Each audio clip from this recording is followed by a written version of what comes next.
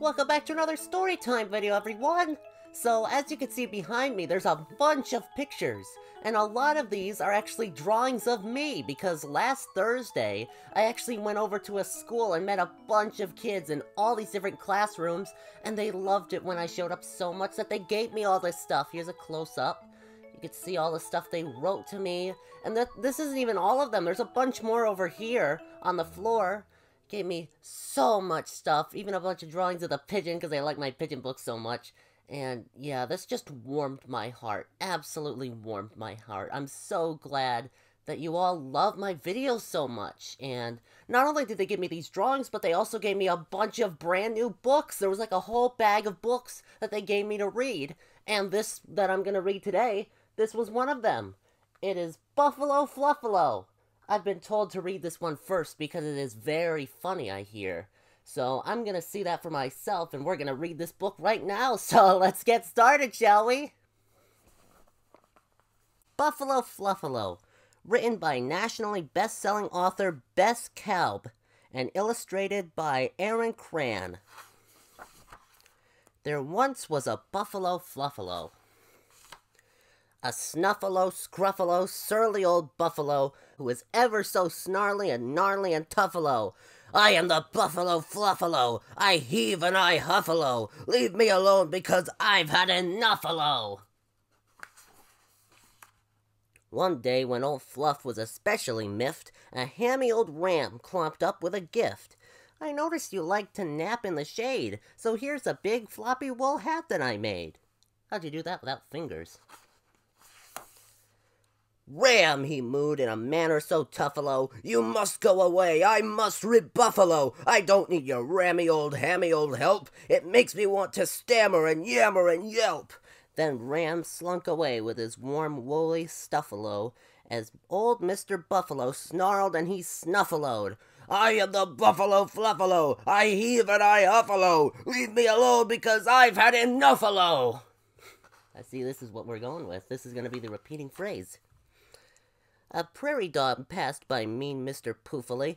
Excuse me, sir, I don't mean to sound goofily, but would you like to join me for flippies and funnels, and ramp and race in my tubular tunnels?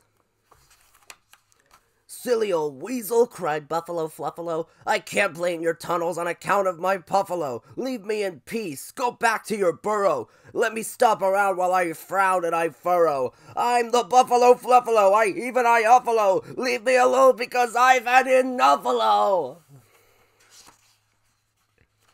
Then a squawky old crow perched on Fluffalo's horn, and Fluff looked at him with a sneer and a scorn. Hi there, old pal, said the crow with a smile. Want to chitter and chat and catch up for a while?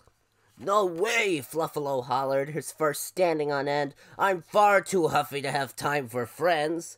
That's too bad, squawked the mangy old crow, because you seem like a guy I'd like to know. And just as Fluffalo reared up to shout, a dark, doomy cloud blocked the sun out. With a rumble and a grumble and a bangy loud blark, the whole prairie and mountains were covered in dark. Then, with one final thundery, blundery blop, the humpiest, heaviest cloud opened up, and down came the rain with a splash and a spluffalo, right on the head of old Buffalo Fluffalo. Oh. Squawk, said the crow with a grin on his beak. Why, Buffalo Fluffalo's just a pipsqueak. Then Ram and Prairie Dog gathered to see that indeed Mr. Fluff was oh so very wee. Wait, he's really small? He's really that small? Wow! Look, cried the Ram, it's old Mr. Fluff, so little and petite, all wet in the buff. Everyone gawked from the mice to the snakes. Hey, even the scaly old fish in the lakes. Fluff shouted out, Don't look at me! I'm not little, I'm tough as could be! He shimmied and shook to repuff his fluff. Then he snarled and he snarled and stomped with a huff. I am the Buffalo Fluffalo! I heave and I huffalo! Leave me alone because— Stop! Said the Ram. You don't have to act tough. We like you just fine without all of your puff. He's right, said the Prairie Dog, a smile in his eyes. You're great how you are, no matter your size. I am, sniffed the buffalo, who wasn't so Fluffalo. I'm sorry for being so grumbly and duffalo. Without my fluff, I'm tiny and miserable. No, cawed the crow, you're hugly and snugly kissable. Mwah! And all the creatures, from the bats to the bugs, covered old Fluff with kisses and hugs. And that's how the story of Fluffalo ends, with a happy old buffalo snuggling his friends. And that's the end. We get a little picture here of Buffalo Fluffalo really small. Yeah, that was a cute little book. Thank you for recommending this one to me. It was actually a lot of fun reading this one. And I've got plenty more books that you've sent me, so I can't wait to read those. And yeah, that's pretty much all I've got. Again, thank you for all this stuff. It really warms my heart. I love it so much. But yeah, thanks for stopping by, and I'll see you again next week. See ya!